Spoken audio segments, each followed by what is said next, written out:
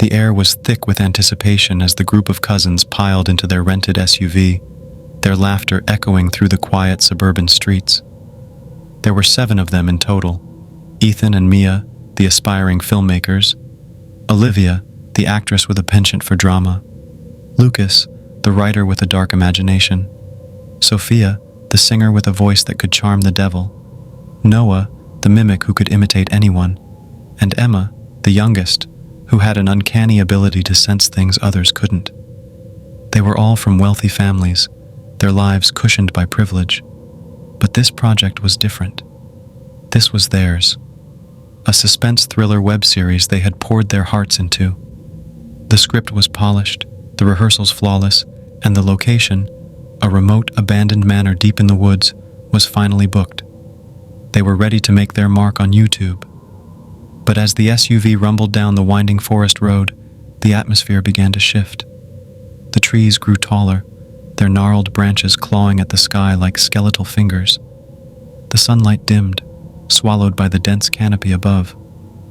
Emma, sitting in the back seat, felt a chill crawl up her spine. She couldn't shake the feeling that they were being watched. "Guys," she whispered, her voice trembling. "Does anyone else feel off?" Noah chuckled, trying to lighten the mood. "Off? Nah, just excited. This is going to be epic." But Ethan, who was driving, glanced at her through the rearview mirror.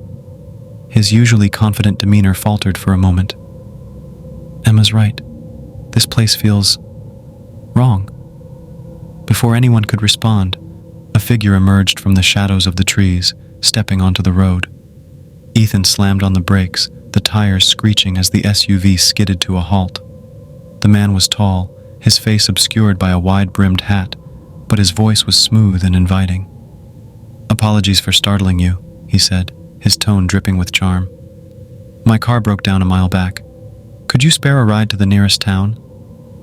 The cousins exchanged uneasy glances. Something about the man felt off, but his smile was disarming and his manners impeccable. Against their better judgment, they let him in. As the SUV rolled forward, the man introduced himself as Mr. Blackwood. He spoke eloquently, his words weaving a spell around them. He claimed to be a historian, specializing in the lore of the area. When he learned about their project, his eyes gleamed with interest. "Ah, Blackwood Manor," he said, his voice dropping to a whisper. "A fascinating choice. Did you know it's said to be cursed? The original owner, Elias Blackwood, dabbled in dark arts. He vanished one night, along with his entire family. Some say their spirits still roam the halls, trapped between worlds."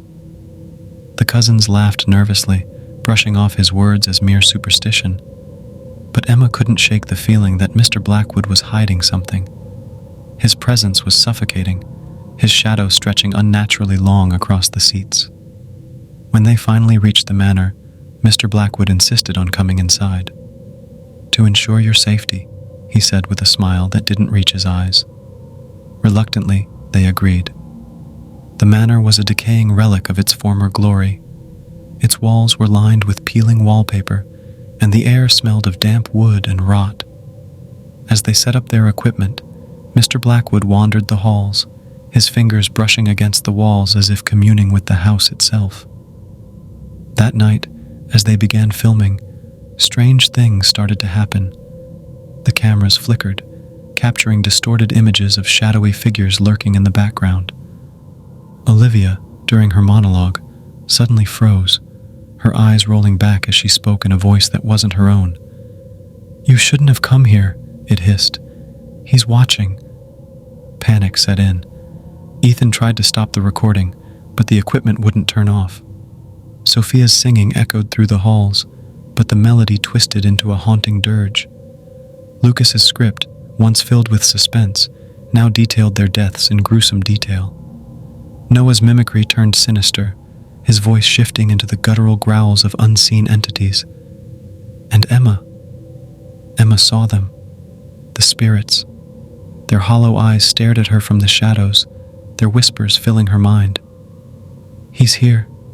He's always been here." Mr. Blackwood stood in the center of the chaos, his smile widening into a grotesque grin. "You wanted a story," he said, his voice reverberating with an otherworldly power. "Now you're part of one." The cousins tried to flee, but the doors slammed shut, the windows sealing themselves. The walls bled, the floorboards creaked with the weight of unseen footsteps. Mr. Blackwood's form shifted, his skin peeling away to reveal the rotting visage of Elias Blackwood himself. He had lured them here, his black magic binding them to the manor, their talents fueling his resurrection. As the hours passed, their screams echoed through the forest, but no one came to save them. The cameras continued to roll, capturing every horrifying moment. When the footage was eventually discovered, it was uploaded to YouTube as a found footage series. Viewers praised its realism, unaware of the truth. The cousins were never seen again. But if you watch the series closely, you might notice something strange. The shadows move on their own. The whispers aren't part of the soundtrack. And sometimes, just sometimes, you can see their faces in the background, pleading for help. Blackwood Manor still stands, waiting for its next victims.